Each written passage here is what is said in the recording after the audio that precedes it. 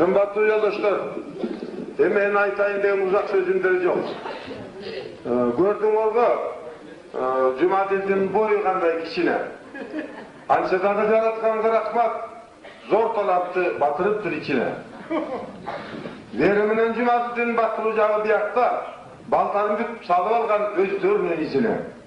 Andimese, ten gelecek vakit kala koyulup, canı tuğulgan ansam bidin işine.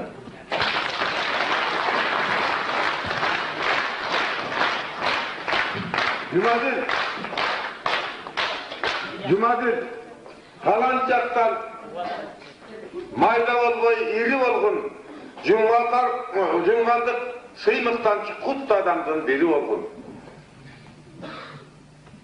Ayladığında ulan bol canlı, kulu içi tora versin canını. Balkim, Murat Bek'tin taptığı ürün arbakları koygunur, Sinek komuşladın şan vurup. Rahmat silerken. Rahmat olacak.